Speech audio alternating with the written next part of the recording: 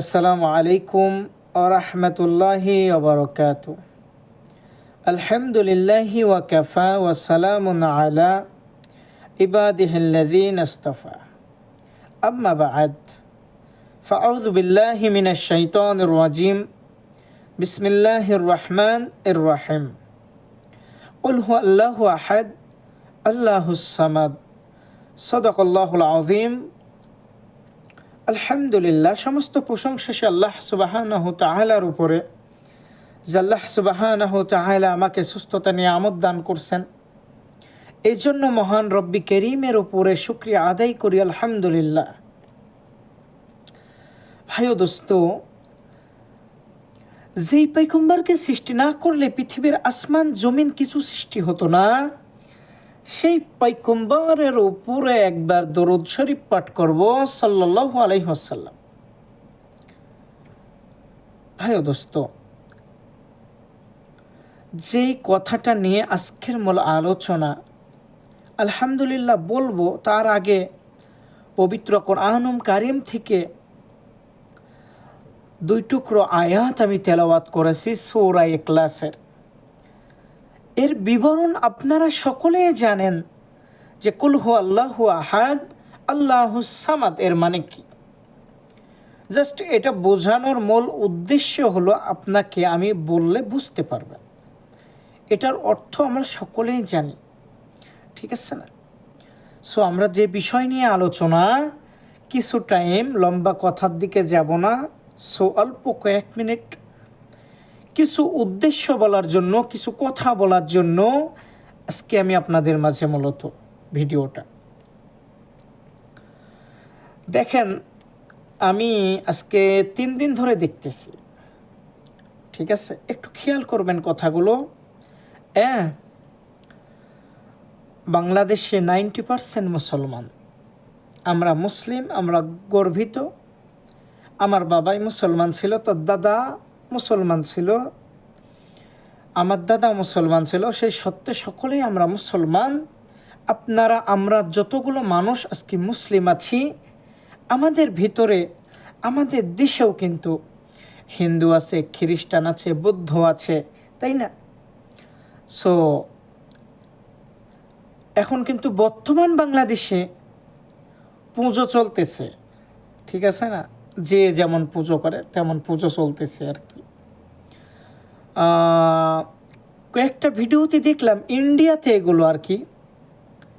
আমাদের বাংলাদেশের প্রধান উপদেষ্টা ডক্টর মোহাম্মদ ইউনূসের মূর্তি আকৃতি ধারণ করে, তাই না? এরকম ওই যে ওদের যে পুজোর যে অসুর আর কি থাকে, তার ফেসটা ডক্টর ইউনূসর দিয়েছে। সো এটাতে আমরা নিন্দাবোধ করতেছি এবং আমরা ডক্টর ইউনূসকে বলবো, ডক্টর ইউনূস স্যার, আপনি হয়তো দেখছেন ভিডিওটা যে আপনাকে বধ করা হচ্ছে, মানে ওদের যেই অসুর আর কি, ওদের যেই দুশ্মন, এটা দিয়ে তারা বোঝাইতে চাচ্ছে যে বাংলাদেশের যে বর্তমানকালীন সরকার আছে তাকে বধ করতে চাচ্ছে ওনারা এই এমন ইঙ্গিত দিয়েছে। আসলে এই খেলটা মোদি খেলতেছে। সো দেখেন, এই যে ডক্টর ইউনূসের ছবি যে লাগাইছে, মূর্তি বানাইয়ে পূজার সামনে ত্রিশূল দিয়ে লাগানো, কথা কি বুঝতে পারছেন? আপনারা সকলে হয়তো দেখছেন, কিন্তু আমরা মুসলমান। আজকে ডক্টর ইউনূস, তিনিও কিন্তু মুসলমান, তিনিও কিন্তু নামাজ পড়ে, ঠিক আছে না? বলবো না যে তিনি নামাজ পড়ে না, তিনিও নামাজ পড়ে। সো তার ছবি যখন ওই যে পূজার কাছে নিয়ে গেল, এটা দেখতে আমাদের অনেক খারাপ লাগছে। এবং ইন্ডিয়া, ওই এহুদি নাসরিকের দলেরা, দেশের মানুষগুলো কি ইঙ্গিত দিতে চাচ্ছে আমাদের? ডক্টর ইউনূসের ছবি ওই জায়গায় লাগায়, মূর্তি লাগায়, কি ইঙ্গিত দিতে চাচ্ছে? তো এটা আমাদের বুঝতে হবে যে ইন্ডিয়া কি করতেছে। ইন্ডিয়াকে কড়া জবাব দেওয়ার সময় আমাদের এসেছে, ঠিক আছে না?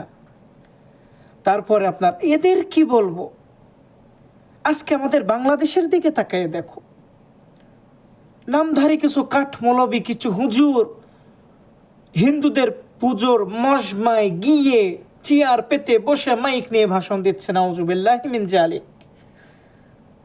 এটা কোনো মুসলমানের কালচার হতে পারে না। মুসলমান লা ইলাহা ইল্লাল্লাহ, শুধু আল্লাহকে বিশ্বাস করে, আল্লাহ ছাড়া কোনো মাবুদ নেই, কোনো এলাহ নেই। তাহলে তুমি মুসলিমের সন্তান হয়ে কেন ওখানে গেলে? হ্যাঁ, এটা স্বাভাবিক, আমরা মুসলমান। আমার বাড়ির পাশে যদি কোনো এহুদিও থাকে, মুসলমান নাও থাকে, এহুদিও থাকে, কাফেরও থাকে, কোনো হিন্দু থাকে, তাহলে তাকে আঘাত করা যাবে না। এটার নাম ইসলাম নয়। তার মানে তুমি তার মণ্ডপে চলে যাবে যেখানে ওরা শিরিক করে, যেখানে ওরা ওদের ভগবানকে ডাকতেছে, হ্যাঁ, তাহলে তুমি ওখানে কেমনে গেলে? এটা একটা ফিতনা, কিয়ামতের বড় একটা আলামত। হ্যাঁ, এটা আমাদের বাংলাদেশে হচ্ছে তো। আজকে আমরা কোথায় নেমে গেছি? আল্লাহর ভয় যদি তোমার আমার অন্তরে থাকতো, তাহলে আমি তুমি এমন করতে পারতাম না। আল্লাহ সুবহানাহু ওয়া তাআলা আমাদের ঠিক বুঝ দান করুক। আর আমি সকলের কাছে বলতেছি, যতদিন বাঁচবো ইসলাম থাকবে, কোরআন নিয়ে আমরা বাঁচবো ইনশাল্লাহ। ঠিক আছে না? ইন্ডিয়া একটা চাল চালতেছে, সেটা ডক্টর ইউনূসের যে মূর্তি বানাইছে, সেটা দেখে আমরা বুঝতে পারছি যে বাংলাদেশের জন্য হয়তো কোনো আঘাত আসতে চলেছে।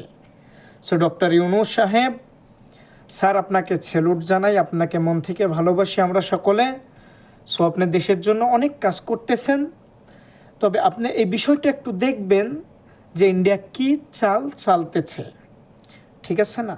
সকলে ভালো থাকুন, সুস্থ থাকুন। আসসালামু আলাইকুম ওয়া রাহমাতুল্লাহি ওয়া বারাকাতুহু।